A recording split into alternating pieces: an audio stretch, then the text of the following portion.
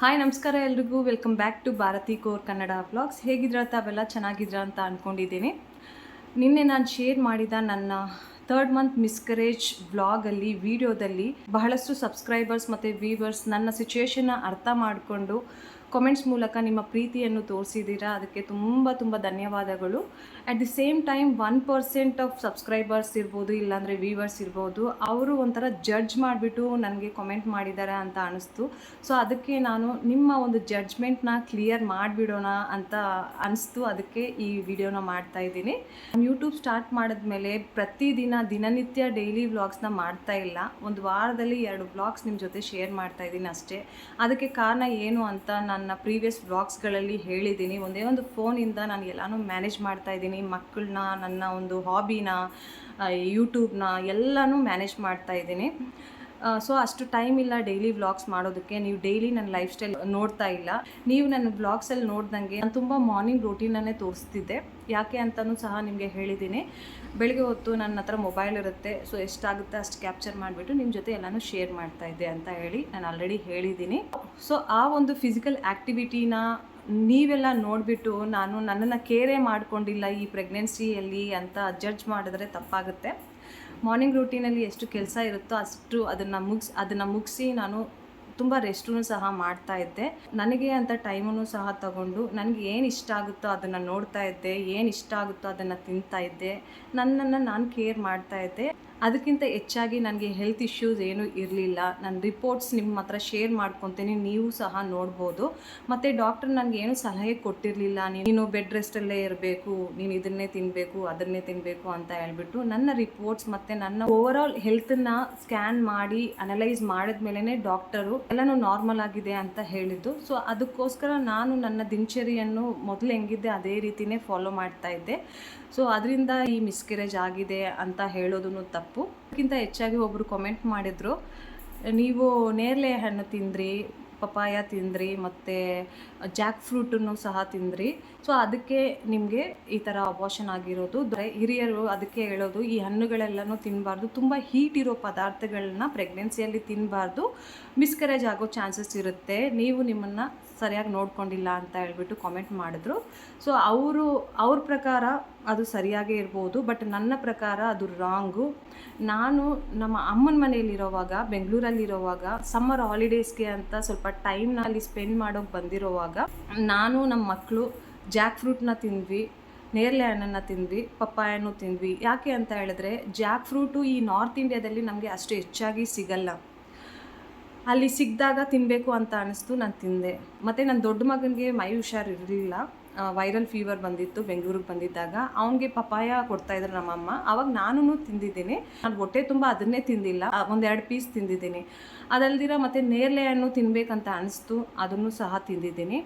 ಅದು ತಿಂದಿದ್ದು ನಾನು ಜೂನ್ 22ನೇ ತಾರೀಕಿಗೆ, 23ನೇ ತಾರೀಕಿಗೆ, 21ನೇ ತಾರೀಕಿಗೆ ಆ ಒಂದು ಟೈಮ್ ಪೀರಿಯಡಲ್ಲಿ ತಿಂದಿರೋದು. ಬೆಂಗಳೂರಿಂದ ನಾನು ಚಂಡೀಗಢಕ್ಕೆ ಬಂದಿದ್ದು ಜುಲೈ 5ನೇ ತಾರೀಕಿಗೆ. ಅವತ್ತಿನ ದಿವಸ ನಾನು ತುಂಬ ಆ್ಯಕ್ಟಿವ್ ಆಗಿ ಎಲ್ಲ ಕೆಲಸ ಮಾಡಿಕೊಂಡೆ. ನೀವು ನನ್ನ ಬ್ಲಾಗಲ್ಲಿ ನೋಡ್ಬೋದು ಎಷ್ಟು ಕ್ಲೀನಿಂಗ್ ಕೆಲಸ ಎಲ್ಲ ಮಾಡಿದೆ, ಡಸ್ಟಿಂಗ್ ಕೆಲಸ ಎಲ್ಲ ಮಾಡಿದೆ, ಮಕ್ಕಳನ್ನ ಸ್ಕೂಲ್ಗೆ ರೆಡಿ ಮಾಡಿಬಿಟ್ಟು ಕಳಿಸ್ದೆ.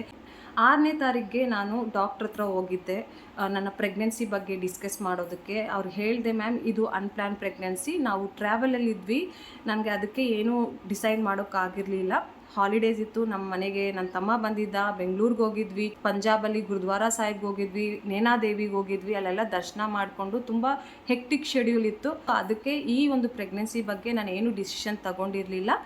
ಎಲ್ಲ ಇವಾಗ ವೆಕೇಷನ್ ಕಂಪ್ಲೀಟ್ ಆಯಿತು, ನಿಮ್ಮ ಹತ್ರ ಬಂದಿದ್ದೀನಿ. 2 ಮಂತ್ಸ್ ಆಗಿಬಿಟ್ಟಿದೆ. ಇವಾಗ ಪ್ಲೀಸ್ ಏನು ಮಾಡಬೇಕು ನೀವೇ ಹೇಳಿ ಅಂತ ಹೇಳಿದ್ದಕ್ಕೆ ಅವರು ಫಸ್ಟು ನನಗೆ ಸ್ಕ್ಯಾನ್ ಮಾಡಿಸ್ಕೊಂಡು ಬಾ ಅಂತ ಹೇಳಿದ್ರು. ಅದೇ ರೀತಿ ನಾನು ಸ್ಕ್ಯಾನ್ ಮಾಡಿದೆ. ಆ ಸ್ಕ್ಯಾನಲ್ಲಿ ಬೇಬಿದು ಗ್ರೋತು ಚೆನ್ನಾಗಿದೆ, 7 ವೀಕ್ಸ್ 2 ಡೇಸ್ ಗ್ರೋತ್ ಇದೆ, ಹಾರ್ಟ್ ಬೀಟ್ ಚೆನ್ನಾಗಿದೆ ಅಂತ ಅವ್ರು ಹೇಳಿದಾಗ ನನ್ನ ಮೈಂಡಲ್ಲಿ ಒಂದೇ ಒಂದು ಕ್ಲಿಕ್ ಆಯಿತು, ಅಯ್ಯೋ ಬೇಬಿದು ಗ್ರೋತ್ ಚೆನ್ನಾಗಿದೆ, ಹಾರ್ಟ್ ಬೀಟ್ ಚೆನ್ನಾಗಿದೆ, ಅಬಾರ್ಷನ್ ಮಾಡಿಸೋದು ಬೇಡ ಅಂತ ಡಾಕ್ಟರ್ ಹತ್ರ ಒಂದು 2 ದಿವಸ ಪರ್ಮಿಷನ್ ತೊಗೊಂಡು ಬಂದೆ. ಮ್ಯಾಮ್ ಇವಾಗ ಏನು ಡಿಸೈಡ್ ಮಾಡೋಕ್ಕಾಗ್ತಾ ಇಲ್ಲ, ಮನೆಗೆ ಹೋಗ್ಬಿಟ್ಟು ಡಿಸ್ಕಸ್ ಮಾಡಿಬಿಟ್ಟು ಪ್ರೆಗ್ನೆನ್ಸಿನ ಕಂಟಿನ್ಯೂ ಮಾಡ್ತೀನಾ ಇಲ್ವಾ ನಿಮಗೆ 2 ದಿವಸ ಆದಮೇಲೆ ಹೇಳ್ತೀನಿ ಅಂತ ಹೇಳ್ಬಿಟ್ಟು ಮನೆಗೆ ಬಂದುಬಿಟ್ಟು ನಮ್ಮ ಯಜಮಾನ್ರ ಹತ್ರ ಡಿಸ್ಕಸ್ ಮಾಡಿ ಈ ಪ್ರೆಗ್ನೆನ್ಸಿನ ಕಂಟಿನ್ಯೂ ಮಾಡಬೇಕು ಅಂತ ನಾವು ಡಿಸೈಡ್ ಮಾಡಿದ್ವಿ. ಸೊ ಆ ಫ್ರೂಟ್ಸ್ ತಿಂದಮೇಲೆ ನನಗೆ ಮಿಸ್ಕರೇಜ್ ಏನಾದರೂ ಆಗಬೇಕು ಅಂತ ಇದ್ದಿದ್ರೆ ಆ ಒಂದು ಪರ್ಟಿಕ್ಯುಲರ್ ವೀಕಲ್ಲಿ ಇಲ್ಲಾಂದರೆ 10 ಡೇಸಲ್ಲಿ ಆಗ್ತಾ ಇತ್ತು. ಅವಾಗೇನು ನನಗೇನು ಮಿಸ್ಕರೇಜ್ ಆಗಿಲ್ಲ, ನನಗೆ ಹೆಲ್ದಿ ಆಗಿತ್ತು, ಬೇಬಿದು ಗ್ರೋತು, ಹಾರ್ಟ್ ಬೀಟ್ ಚೆನ್ನಾಗಿದೆ, ನಾನು ಫಿಸಿಕಲಿ ಫಿಟ್ ಆಗಿದೆ. ಅದಕ್ಕೆ ನಾವು ಪ್ರೆಗ್ನೆನ್ಸಿನ ಕಂಟಿನ್ಯೂ ಮಾಡಿದ್ವಿ. ಸೊ ನೀವು ಅಂದ್ಕೊಂಡು ನನಗೆ ಹಣ್ಣುಗಳಿಂದ ನನಗೆ ಮಿಸ್ಕರೇಜ್ ಆಗಿಲ್ಲ. ಐ ಹೋಪ್ ನಿಮಗೆ ಅರ್ಥ ಆಗಿದೆ ಅಂತ ಅಂದ್ಕೊತೀನಿ. ನನ್ನ ಪ್ರಕಾರ ಈ ಮಿಸ್ಕರೇಜ್ ಏನಕ್ಕೆ ಆಗಿದೆ ಅಂತ ಹೇಳಿದ್ರೆ, ನೀವು ನೋಡ್ದಂಗೆ ನನಗಿಬ್ಬರು ಆಲ್ರೆಡಿ ಮಕ್ಕಳಿದ್ದಾರೆ. 1.5 ಮಂತ್ ಸಮ್ಮರ್ ಹಾಲಿಡೇಸ್ ಮುಗಿಸ್ಕೊಂಡು ಸ್ಕೂಲ್ಗೆ ಹೋಗೋದನ್ನ ಶುರು ಮಾಡಿದ್ದಾರೆ. ಹೊಸ ಕ್ಲಾಸು, ಹೊಸ ಟೀಚರು. ಅವ್ರಿಗೆ ನಮ್ಗೆ ಹುಷಾರಿಲ್ಲ ಅಂತ ಹೇಳಿದ್ರು ಅವ್ರನ್ನ ಪ್ರತಿ ದಿನ ಬೆಳಗ್ಗೆ ಎದ್ಬಿಟ್ಟು ಸ್ಕೂಲ್ಗೆ ಕಳಿಸ್ಬೇಕಾಗುತ್ತೆ. ಸೊ ಈ ಪ್ರೆಗ್ನೆನ್ಸಿ ಜರ್ನಿಯಲ್ಲಿ ನನಗೂ ಸಹ ಮೂಡ್ ಸ್ವಿಂಗ್ಸ್ ಇತ್ತು, ಟಯರ್ಡ್ನೆಸ್ ಇತ್ತು, ಬೇಜಾರೂ ಸಹ ಆಗ್ತಾಯಿತ್ತು, ಎದೊಳಕ್ಕೆ ಮನಸ್ಸು ಬರ್ತಾ ಇರಲಿಲ್ಲ. ಬಟ್ ಆದ್ರೂ ಸಹ ಮಕ್ಕಳಿಗೋಸ್ಕರ ಆಗದೇ ಇದ್ರೂ ಸಹ ನಾನು ಎದ್ದು ಎಲ್ಲ ಕೆಲಸ ಮಾಡಿಬಿಟ್ಟು ಅವ್ರನ್ನ ಸ್ಕೂಲಿಗೆ ಕಳಿಸ್ತಾ ಇದ್ದೆ. ಸೊ ಈ ಥರ ಪ್ರಾಬ್ಲಮ್ಸ್ ಎಲ್ಲನೂ ನ್ಯೂಕ್ಲಿಯರ್ ಫ್ಯಾಮಿಲಿಯಲ್ಲಿ ಇರ್ತಾರಲ್ಲ ಅವ್ರಿಗೆ ಅರ್ಥ ಆಗುತ್ತೆ. ನಮ್ಮನ್ನು ನಾವೇ ಆ್ಯಕ್ಟಿವ್ ಆಗಿ ಇಟ್ಕೊಂಡು ಆಗದೇ ಇದ್ರೂ ಸಹ ಎದ್ದು ಎಲ್ಲ ಮಾಡಬೇಕಾದ ಪರಿಸ್ಥಿತಿ ಇರುತ್ತೆ. ಸೊ ಆ ಪರಿಸ್ಥಿತಿಯಿಂದ ಮೆಂಟಲಿ ಫಿಸಿಕಲಿನೂ ಸ್ಟ್ರೆಸ್ ಇರುತ್ತೆ, ಅದೂ ಒಂದು ಕಾರಣ ಇರ್ಬೋದು. ಮತ್ತು ಇನ್ನೊಂದು ಸ್ಟ್ರೆಸ್ ಏನಪ್ಪ ಅಂತ ಹೇಳಿದ್ರೆ, ನಾವು ಕ್ಯಾಟ್ರಿಂಗ್ ಬಿಸ್ನೆಸ್ ಮಾಡಬೇಕು ಅಂತ ಪ್ಲ್ಯಾನ್ ಮಾಡ್ತಾ ಇದ್ದೀವಿ. ಯಾವುದೇ ಒಂದು ಬಿಸ್ನೆಸ್ ಮಾಡಬೇಕು ಅಂತ ಹೇಳಿದ್ರು ಅದನ್ನು ಎಕ್ಸಿಕ್ಯೂಟ್ ಮಾಡೋದಕ್ಕೂ ಮುಂಚೆ ತುಂಬ ತುಂಬ ತುಂಬ ಸ್ಟ್ರೆಸ್ಸನ್ನು ತಗೋಬೇಕಾಗಿ ಬರುತ್ತೆ. ಫಿನಾನ್ಷಿಯಲಿ ಆಗಿರ್ಬೋದು, ಅದನ್ನು ಯಾವ ರೀತಿ ಎಕ್ಸಿಕ್ಯೂಟ್ ಮಾಡಬೇಕು, ಎಲ್ಲಿ ಮಾಡಬೇಕು, ವೆದರ್ ನಾವು ಶೆಫ್ನ ಹೈಯರ್ ಮಾಡಬೇಕಾ ಇಲ್ವಾ, ಇವಾಗ ಇರೋ ಪರಿಸ್ಥಿತಿಯಲ್ಲಿ ನಾವು ಎಷ್ಟು ಕ್ಯಾಪಿಟಲ್ನ ಇನ್ವೆಸ್ಟ್ ಮಾಡಬೇಕು, ಎಷ್ಟನ್ನು ನಾವು ಕಟ್ಔಟ್ ಮಾಡಬೇಕು. ಸೊ ಇದ್ರ ಬಗ್ಗೆ ಎಲ್ಲನೂ ನಾವು ತುಂಬ ಡಿಸ್ಕಷನ್ಸ್ ಮಾಡ್ತಾ ಇದ್ವಿ ಆಫ್ ಕ್ಯಾಮ್ರಾ. ಅದ್ರದ್ದಂತೂ ನನಗೆ ಎಕ್ಸ್ಟ್ರೀಮ್ ಸ್ಟ್ರೆಸ್ ಇದ್ದೇ ಇತ್ತು. ಈ ಟೈಮಲ್ಲಿ ಇದನ್ನೆಲ್ಲ ಏನಕ್ಕೆ ಮಾಡಬೇಕು ಅಂತ ನೀವು ಅಂದ್ಕೊಂಡಿರ್ಬೋದು. ಇದು ನಂದು ಅನ್ಪ್ಲ್ಯಾನ್ ಪ್ರೆಗ್ನೆನ್ಸಿ. ಈ ಕ್ಯಾಟ್ರಿಂಗ್ ಬಿಸ್ನೆಸ್ ಬಂದುಬಿಟ್ಟು ನಾವು ಒಂದು 3 ವರ್ಷದಿಂದ ಪ್ಲ್ಯಾನ್ ಮಾಡ್ತಾ ಇದ್ವಿ. ಬಟ್ ಈ ವರ್ಷದಲ್ಲಿ ನಾವು ಇಂಪ್ಲಿಮೆಂಟ್ ಮಾಡೋಣ ಅಂತ ತೀರ್ಮಾನ ಮಾಡ್ಕೊಂಡಿರೋವಾಗ ಈ ಪ್ರೆಗ್ನೆನ್ಸಿ ನಿಂತೋಯ್ತು. ಸೊ ಅದಕ್ಕೆ ನಾವು ಈ ಬಿಸ್ನೆಸ್ ಬಗ್ಗೆ ದಿನನಿತ್ಯ ಮಾತಾಡ್ತಾನೆ ಇದ್ವಿ. ಇನ್ ಬಿಟ್ವೀನ್ ನಾವು ಹೋಟೆಲ್ಸ್ಗೆ, ರೆಸ್ಟೋರೆಂಟ್ಸ್ಗೆ ವಿಸಿಟ್ ಮಾಡಿದ್ವಿ, ಅಲ್ಲಿನ ಫುಡ್ಡನ್ನ ನಾವು ಟ್ರೈ ಮಾಡಿದ್ವಿ. ಮತ್ತು ಅಡುಗೆ ಮಾಡೋರ ಜೊತೆನೂ ನಾವು ಮಾತಾಡಿದ್ದೀವಿ. ಒಬ್ಬರಲ್ಲ ಇಬ್ಬರಲ್ಲ 3 ಜನರ ಹತ್ರ ಮಾತಾಡಿದ್ದೀವಿ. ಅದೆಲ್ಲನೂ ನಾನು ಬ್ಲಾಗ್ಸಲ್ಲಿ ತೋರಿಸಿಲ್ಲ. ನಾನೇನು ಅಂದ್ಕೊಂಡೆ ಗೊತ್ತಾ, ಒಂದು ಸಲ ಬಿಸ್ನೆಸ್ನ ಎಕ್ಸಿಕ್ಯೂಟ್ ಮಾಡಿದ್ಮೇಲೆ ನಿಮ್ಮ ಜೊತೆ ಎಲ್ಲ ಶೇರ್ ಮಾಡಿಕೊಂಡ್ರೆ ಚೆನ್ನಾಗಿರುತ್ತೆ ಅಂತ ಅಂದ್ಕೊಂಡಿದ್ದೆ. ಇವಾಗ ಈ ಒಂದು ಪರಿಸ್ಥಿತಿ ಬಂದಿದೆ. ನೀವು ನಿಮ್ಮದೇ ಅಸಪ್ಷನ್ಸ್ ಇಟ್ಕೊಂಡು ಏನೇನೋ ತಿಳ್ಕೊಳ್ಳೋದಕ್ಕೂ ಮುಂಚೆ ನಾನೇ ನಿಮ್ಮ ಜೊತೆ ಎಲ್ಲನೂ ಶೇರ್ ಮಾಡಿಕೊಂಡ್ರೆ ಚೆನ್ನಾಗಿರುತ್ತೆ ಅಂತ ಅನಿಸ್ತು. ಅದಕ್ಕೆ ನಿಮ್ಮ ಜೊತೆ ಶೇರ್ ಮಾಡ್ಕೊತಾ ಇದ್ದೀನಿ. ಸೊ ಇವಾಗ ನನ್ನ ಪ್ರಕಾರ ಅಬಾರ್ಷನ್ ಏನಕ್ಕೆ ಆಗಿರ್ಬೋದು ಅಂತ ನಾನು ನಿಮಗೆ ಸ್ಟ್ರೆಸ್ದು ರೀಸನ್ ಕೊಟ್ಟಿದ್ದೀನಿ. ಬೆಳಿಗ್ಗೆ ಎದ್ಬಿಟ್ಟು ಮಕ್ಕಳನ್ನ ರೆಡಿ ಮಾಡಬೇಕು, ಅಡುಗೆ ಮಾಡಬೇಕು, ಕಲಿಸ್ಬೇಕು, ಮತ್ತು ಮಧ್ಯಾಹ್ನ ಅವ್ರು ಬರೋತ್ತಷ್ಟಿಗೆ ಅಡುಗೆ ಮಾಡಬೇಕು, ಮತ್ತು ರಾತ್ರಿ ಅವ್ರಿಗೆ ಮಲ್ಗೋಕೆ ಮುಂಚೆ ತಿನ್ನಿಸ್ಬೇಕು. ಸೊ 3 ಹೊತ್ತು ಅಡುಗೆ ಮಾಡೋದು ಒಂದು ಸ್ಟ್ರೆಸ್ ಇರುತ್ತೆ. ಬೆಳಗ್ಗೆ ಎದ್ದೇಳೋಕ್ಕಾಗದೇ ಇದ್ರೂ ಎದ್ಬಿಟ್ಟು ಎಲ್ಲ ಮಾಡಬೇಕಾದ ಪರಿಸ್ಥಿತಿನೂ ಇತ್ತು. ಸೊ ಅದು ಒಂದು ಸ್ಟ್ರೆಸ್ಸು. ಮತ್ತು ಇವಾಗ ಬಿಸ್ನೆಸ್ದು ಒಂದು ಸ್ಟ್ರೆಸ್ಸು. ಅದಲ್ದಿರ ಇನ್ನೊಂದು ಏನು ಸ್ಟ್ರೆಸ್ಸು ಅಂತ ಹೇಳಿದ್ರೆ, ಒಂದು ಏಜ್ ಫ್ಯಾಕ್ಟರ್. ಡಾಕ್ಟ್ರು ಫಸ್ಟೇ ನನಗೆ ಕ್ಲಿಯರಾಗಿ ಹೇಳಿದ್ದಾರೆ, 36 ಇಯರ್ಸ್ ಆದಮೇಲೆ ಪ್ರೆಗ್ನೆನ್ಸಿ ನಿಲ್ಲೋದೇ ತುಂಬ ಕಷ್ಟ ಅಂತ ಹೇಳ್ತಾರೆ. ನಿಂತರೂ ಸಹ ಅದಕ್ಕೆ ತುಂಬ ಕೇರ್ ಮಾಡಬೇಕಾಗಿರುತ್ತೆ. ಬಟ್ ನನ್ನ ಏಜ್ ಬಂದುಬಿಟ್ಟು 41 ಕಂಪ್ಲೀಟ್ ಆಗಿದೆ, 42 ನಡೀತಾ ಇದೆ. ಏನೋ ದೇವ್ರ ಕೃಪೆಯಿಂದ ನಂದು ಎಗ್ಸ್ದು ಕ್ವಾಲಿಟಿ ಚೆನ್ನಾಗಿದೆ ಅಂತ ಹೇಳ್ಬಿಟ್ಟು ನಾನು ಪ್ರೆಗ್ನೆಂಟ್ ಆದೆ. ಬಟ್ ಹಾಗಂತ ಹೇಳ್ಬಿಟ್ಟು ಎಲ್ಲನೂ ಪರ್ಫೆಕ್ಟ್ ಆಗಿರುತ್ತೆ ಅಂತ ಏನೂ ಇಲ್ಲ. ಈ ಒಂದು ಪರ್ಟಿಕ್ಯುಲರ್ ಏಜಲ್ಲಿ ಪ್ರೆಗ್ನೆಂಟ್ ಆದಾಗ ಹೋಗ್ತಾ ಅಂದರೆ ಬೇಬಿದು ಗ್ರೋತ್ ಆಗ್ತಾ ಕಾಂಪ್ಲಿಕೇಶನ್ಸ್ ಇದ್ದೇ ಇರುತ್ತೆ. ಮಿಸ್ಕರೇಜ್ ಆಗ್ಬೋದು, ಇಲ್ಲಾಂದರೆ ಬೇಬಿದು ಗ್ರೋತು ಚೆನ್ನಾಗಿ ಆಗದೇ ಇರ್ಬೋದು, ಮತ್ತು ಬೇರೆ ಏನಾದರೂ ಒಂದು ಕಾಂಪ್ಲಿಕೇಶನ್ಸ್ ಇದ್ದೇ ಇರುತ್ತೆ. ಅದಕ್ಕೆ ಬಹಳಷ್ಟು ಸ್ಕ್ಯಾನ್ಸು ಅವು ಇವು ಮಾಡಬೇಕಾಗಿ ಇರುತ್ತೆ ಅಂತ ಫಸ್ಟೇ ನನಗೆ ಡಾಕ್ಟ್ರ್ ಹೇಳಿದರು. ಸೊ ಹಾಗಂತ ಹೇಳ್ಬಿಟ್ಟು ನಾನು ನನ್ನ ಪ್ರೆಗ್ನೆನ್ಸಿನ ಇಗ್ನೋರು ಮಾಡಿಲ್ಲ. ನನಗಾದಷ್ಟು ನಾನು ಕೇರ್ನ ತೊಗೊತಾ ಇದ್ದೆ. ಮಕ್ಕಳನ್ನ ಸ್ಕೂಲ್ಗೆ ಕಳಿಸ್ಬಿಟ್ಟು ನಾನು ರೆಸ್ಟ್ ತೊಗೊತಾ ಇದ್ದೆ. ಐ ಹೋಪ್ ನೀವು ಅರ್ಥ ಮಾಡ್ಕೊತೀರಾ ಅಂತ ಅಂದ್ಕೊತೀನಿ. ಬಹಳಷ್ಟು ಜನಕ್ಕೆ ಈ ಮೂಢನಂಬಿಕೆ ಇನ್ನೂ ಇದೆ, ಈ ಫ್ರೂಟ್ಸ್ ಎಲ್ಲ ತಿಂದರೆ ಮಿಸ್ಕರೇಜ್ ಆಗುತ್ತೆ, ಅಬಾರ್ಷನ್ ಆಗುತ್ತೆ ಅಂತ ಹೇಳಿಬಿಟ್ಟು. ಸೊ ಅದಕ್ಕೆ ಆ್ಯಸ್ ಎ ರೆಸ್ಪಾನ್ಸಿಬಲ್ ವ್ಲಾಗರ್ ನಾನು ಕರೆಕ್ಟ್ ಇನ್ಫಾರ್ಮೇಷನ್ ನಿಮ್ಮ ಜೊತೆ ಶೇರ್ ಮಾಡಬೇಕು ಅಂತ ಅನಿಸ್ತು. ಸೊ ಅದಕ್ಕೆ ನಿಮ್ಮ ಜೊತೆ ಶೇರ್ ಮಾಡಿದ್ದೀನಿ. ಐ ಹೋಪ್ ನೀವು ಅರ್ಥ ಮಾಡ್ಕೊತೀರಾ ಅಂತ ಅಂದ್ಕೊತೀನಿ. Thank you so much. ನನಗೆ 2 ಮುದ್ದಾದ ಮಕ್ಕಳಿದ್ರೂ ಸಹ ಈ ಒಂದು ಮಿಸ್ಕರೇಜಿಂದ ನಾನು ತುಂಬ ನೋವನ್ನು ಅನುಭವಿಸಿದ್ದೀನಿ, ಮತ್ತು ಎಮೋಷ್ನಲಿ ವೀಕ್ ಆಗಿದ್ದೀನಿ ಅಂತ ಹೇಳ್ಬೋದು. ಜಸ್ಟ್ 5 ಡೇಸ್ ಆಗಿರೋದು ನನಗೆ DNC ಆಗಿಬಿಟ್ಟು. ಅಷ್ಟು ಬೇಗ ಎಲ್ಲನೂ ಮರೆಯೋದಕ್ಕೆ ಸಾಧ್ಯ ಇಲ್ಲ. ನಾನು ಲೈಫ್ ಸ್ಟೈಲ್ ವ್ಲಾಗ್ಸ್ ಮಾಡ್ತಾ ಇದ್ದೀನಿ ಅಂತ ಹೇಳ್ಬಿಟ್ಟು ಎಲ್ಲನೂ ನಿಮ್ಮ ಜೊತೆ ಶೇರ್ ಮಾಡ್ತಾ ಇದ್ದೀನಿ. ಅದರಲ್ಲಿ ಕೆಲವರು ಪಾಸಿಟಿವ್ ಆಗಿ ತಗೊತಾರೆ, ನೆಗೆಟಿವ್ ಆಗಿ ತಗೊತಾರೆ. ಅವ್ರದ್ದು ಪರ್ಸ್ನಾಲಿಟಿ ಯಾವ ಥರ ಇರುತ್ತೋ ಆ ಥರ ಜಡ್ಜ್ ಮಾಡೋದಕ್ಕೆ ಶುರು ಮಾಡ್ತಾರೆ. ಒಂದು ಕಾಮೆಂಟ್ ಬಂದಿತ್ತು. ಅವರು ಹೇಳಿದ್ರು, ನೀವೇನು ಇಷ್ಟು ನಾಟಕ ಮಾಡ್ತಾ ಇದ್ದೀರಾ, ನಿಮ್ಗೆ 2 ಮಕ್ಕಳಿದ್ದಾರೆ, ಕೆಲವ್ರಿಗೆ ಮಕ್ಕಳೇ ಇರಲ್ಲ, ಅವ್ರದ್ದು ನೋವು ಎಷ್ಟಿರುತ್ತೆ, ನೀವು ವ್ಯೂಸ್ಗೋಸ್ಕರ ಲೈಕ್ಸ್ಗೋಸ್ಕರ ಇಷ್ಟು ಎಮೋಷ್ನಲ್ ಡ್ರಾಮಾ ಎಲ್ಲನೂ ಮಾಡಬೇಡಿ, ಹಂಗೆ ಹಿಂಗೆ ಅಂತ ಕಾಮೆಂಟ್ ಮಾಡಿದ್ರು. ನಾನು ಅವ್ರಿಗೆ ಸರಿಯಾಗಿ ರಿಪ್ಲೈ ಕೊಟ್ಟೆ. ಬಟ್ ಅವರು ಕಾಮೆಂಟ್ನ ಡಿಲೀಟ್ ಮಾಡಿಬಿಟ್ರು. ಯಾಕೆ ಅಂದರೆ ನಾನು ರಿಪ್ಲೈ ಕೊಟ್ಟಿರೋದಕ್ಕೆ ಅವ್ರಿಗೆ ರಿಪ್ಲೈ ಮಾಡೋ ಅಷ್ಟು ಇದಿರಲಿಲ್ಲ ಅನಿಸುತ್ತೆ, ಮೆಚ್ಯೂರಿಟಿ ಇರಲಿಲ್ಲ ಅಂತ ಅನಿಸುತ್ತೆ. ಸೊ ಅದಕ್ಕೆ ಅವರು ಡಿಲೀಟ್ ಮಾಡಿಬಿಟ್ರು. ಇಲ್ಲಾಂದರೆ ಆ ಕಾಮೆಂಟ್ ನಾನು ನಿಮಗೆ ತೋರಿಸ್ತಾ ಇದ್ದೆ. ಎಲ್ಲರದ್ದು ಪರ್ಸ್ನಾಲಿಟಿ ಒಂದೇ ಥರ ಇರಲ್ಲ. ಒಬ್ಬೊಬ್ಬರು ತುಂಬ ಪ್ರಾಕ್ಟಿಕಲ್ ಆಗಿ ಲೈಫ್ನ ಲೀಡ್ ಮಾಡ್ತಾರೆ, ಒಬ್ಬೊಬ್ಬರು ತುಂಬ ಎಮೋಷ್ನಲ್ ಆಗಿ ಲೈಫ್ನ ಲೀಡ್ ಮಾಡ್ತಾರೆ. ನನಗೆ 2 ಮಕ್ಕಳಿದ್ದಾರೆ ಅಂತ ಹೇಳ್ಬಿಟ್ಟು ಇವಾಗ ಮಿಸ್ಕರೇಜ್ ಆಗಿರೋದನ್ನು ನಾನು ಹಂಗೆ ಮರೆಯೋದಕ್ಕೆ ಸಾಧ್ಯ ಇಲ್ಲ ಅಲ್ಲ. ಇವಾಗೇ ಜಸ್ಟ್ 5 ಡೇಸ್ ಆಗಿರೋದು. ನಾನು ತುಂಬ ನೋವನ್ನ ಪಟ್ಟಿದ್ದೀನಿ. ನಾನು ತುಂಬ ಡ್ರೀಮ್ಸನ್ನು ಕಟ್ಟಿದ್ದೆ, ಹೆಣ್ಮಗು ಆಗ್ಬೋದೇನೋ, ನನ್ನ ತಂಗಿ ಮತ್ತೆ ಹುಟ್ಟಿ ಬರ್ತಾಳೇನೋ, ಅವಳ ಹೆಸರು ರೂಪ. ನಾನು ಏನು ಹೆಸರು ಡಿಸೈಡ್ ಮಾಡಿದ್ದೆ ಗೊತ್ತಾ? ರೂಪ್ ಕೌರ್. ಸರ್ದಾರ್ನಿಯಾಗಿ ನಾನು ರೂಪ್ ಕೌರ್ ಅಂತ ಹೆಸರಿಡೋಣ ಅಂತ ಪ್ಲ್ಯಾನ್ ಮಾಡಿದ್ದೆ. ಅಕಸ್ಮಾತಾಗಿ ಏನಾದರೂ ಬಾಯ್ ಬೇಬಿ ಹುಟ್ಟಿದ್ರೆ ಆ ಮಗುಗೆ ಏನು ಹೆಸರಿಡಬೇಕು, ಯಾರು ಹೆಸರಿಡ್ತಾರೆ ಅದೂ ಸಹ ಡಿಸೈಡ್ ಆಗಿತ್ತು. ನಮ್ಮ ಮಕ್ಕಳಿಬ್ರೂ ಡಿಸೈಡ್ ಮಾಡಿದ್ರು, ನಾನು ಇಡ್ತೀನಿ ಕಣೋ, ನೀನು ಇಡಲ್ಲ ನಾನು ಇಡ್ತೀನಿ, ಆ ಥರ ಎಲ್ಲನೂ ಮಕ್ಕಳು ಮಾತಾಡ್ತಾಯಿದ್ರು. ಅದೆಲ್ಲನೂ ಕಾನ್ವರ್ಸೇಷನ್ ನಮ್ಮದು ಪ್ರೀತಿಯಿಂದ ಆಗ್ತಾ ಇದ್ದಿದ್ದು. ಸಡನ್ನಾಗಿ ಅದೆಲ್ಲ ಆಗಲ್ಲ ಅಂತ ಗೊತ್ತಾದ್ಮೇಲೆ ದುಃಖ ಆಗೇ ಆಗುತ್ತೆ. ಇದು ಓವರಾಲ್ ನಮ್ಮ ಲೈಫ್ ಸ್ಟೈಲ್ನ ನಿಮ್ಮ ಮುಂದೆ ಇಡ್ತಾ ಇದ್ದೀವಿ. ಇದರಲ್ಲಿ ಸುಖನೂ ಇರುತ್ತೆ, ದುಃಖನೂ ಇರುತ್ತೆ. ಅಳೋದನ್ನು ನೋಡ್ಬೋದು, ನೀವು ನಗಾಡೋದನ್ನು ನೋಡ್ಬೋದು, ಡ್ಯಾನ್ಸ್ ಮಾಡೋದನ್ನು ನೋಡ್ಬೋದು, ಒಂದೊಂದ್ಸಲ ಜಗಳ ಮಾಡೋದನ್ನು ನೋಡ್ಬೋದು. ಸೊ ವ್ಲಾಗ್ಸ್ ಅಂದ್ರೇ ಇದೆ ಅಲ್ವಾ, ನಮ್ಮ ಲೈಫ್ ಸ್ಟೈಲಲ್ಲಿ ಏನೇನು ನಡೀತಾ ಇದೋ ಅದೆಲ್ಲ ನಿಮ್ಮ ಮುಂದೆ ಇಡೋದು, ಅದು ನನ್ನ ಒಂದು ಕರ್ತವ್ಯ.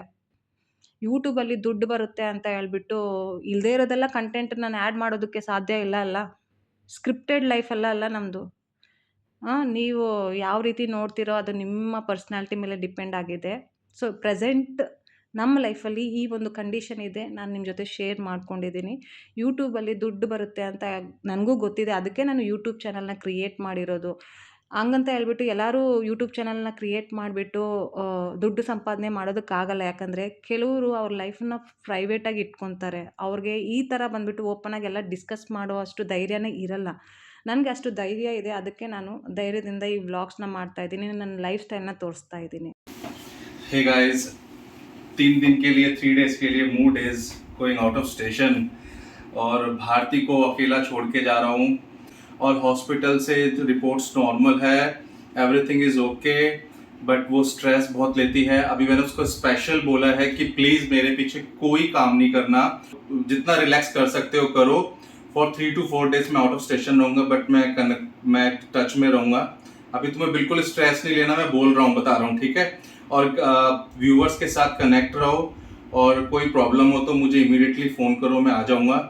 अनदर थिंग कि हम सोच रहे हैं कि कमिंग सैटरडे मैं तुम्हें लेके जाऊँगा आउट ऑफ स्टेशन, थोड़ा तुम्हारा मूड चेयर अप करूँगा, फैमिली के साथ हम कहीं चलेंगे, ठीक है. तो गाइज ये मेरी रिक्वेस्ट है स्पेशल भारती से, क्योंकि वो बहुत इमोशनल है, वो बहुत जल्दी स्ट्रेस ले लेती है. मैं उसको स्ट्रेस में देखना नहीं चाहता. उसका वेट बहुत लॉस हो गया है, तो अब मैं चाहता हूँ कि उसको नॉर्मल लाइफ जिए जैसे चल रही थी. डेली व्लॉग्स बनाना, डेली, मैं कह रहा हूँ स्पेशल तुम्हें डेली व्लॉग्स बनाने हैं, ठीक है ना, क्योंकि तुम्हारे फ्रेंड्स, तुम्हारे व्यूअर्स में देखना चाहते हैं और तुम्हें अच्छे अच्छे कमेंट्स आ रहे हैं. Thank you so much Kanika people, I mean around the world, जो भी देख रहे हैं हमारे व्लॉग्स, आप लोग हमें लाइक कर रहे हैं. तो I am thankful to you people that you really giving us lot of support. हर सिचुएशन में आप हमारे साथ हो. Thank you so much. तो मैं निकल रहा हूँ अभी ट्रैवल के लिए. Till then bye bye, take care to my wife as well. तो ठीक है भारती, मैं जल्दी तुमसे मिलता हूँ, ठीक है. फ़ोन पे कनेक्ट रहूँगा. मैं लेट हो रहा हूँ और ಪ್ಯಾಕಿಂಗ್ हो चुकी है सारी. ತುಂಬಾ ಕಷ್ಟಪಟ್ಟು ನಮ್ಮ ಯಜಮಾನರು ನಿಮ್ಮ ಜೊತೆ ಮಾತಾಡಿದ್ದಾರೆ. ನಾನು ಹೇಳಿದೆ ये स्पेशल मेरे अंदर भरा पड़ा था यहाँ तक. अब नहीं बोलता तो बड़ी ನಾನು ಬೇಡ ಹೋಗಪ್ಪ ನಿನ್ ಕೆಲ್ಸಕ್ಕೆ ಹೋಗು ಅಂತ ಹೇಳ್ದೆ. ಇವರು ಇರಿ ಹೇಳ್ತೀನಿ ಇರು ಅಂತ मैं ट्रैवल रोक रहा था लास्ट वीक भी हम जब तुम्हारे साथ ये ट्रेजेडी हुई, मैं आउट ऑफ स्टेशन था, उसके बाद ये वीक, अब कल बॉस का कॉल आ गया कि अब आपको निकलना होगा, then finally I am leaving. एक सब्सक्राइबर ने प्यार से बोला है कि ब्रो से हाय बुलवाना, उनका नाम लेना। सो उनका नाम है निजानंद मूर्ति, उनको आप प्लीज हाय बोलना। व्हाई नॉट सो हे निजानंद मूर्ति, पाजी कैसे हो? ठीक ठाक, बढ़िया, थैंक यू। आपने कमेंट किया, मुझे बहुत बढ़िया लगा, थैंक यू सो मच। पाजी ऐसे प्यार देते रहना सानू, इस तरह ही love we need from your end. Thank you Nijananda Murthy. ಕನ್ನಡದಲ್ಲಿ ಹೇಳಪ್ಪ। ಥ್ಯಾಂಕ್ ಯು ನಿಜ ಧನ್ಯವಾದಗಳು ಧನ್ಯವಾದಗಳು ಧನ್ಯವಾದಗಳು ಹಾತ್ ಜೋಡ್ಕೆ। ಧನ್ಯವಾದ ಹೇಗಳು ಧನ್ಯವಾದ ಹೆಗಳು ಚಲೋ। चल ठीक है ना, वो करने ऐसी बंद कर, ठीक है, ऐसी पसीना आ रहा है। ठीक है ठीक है।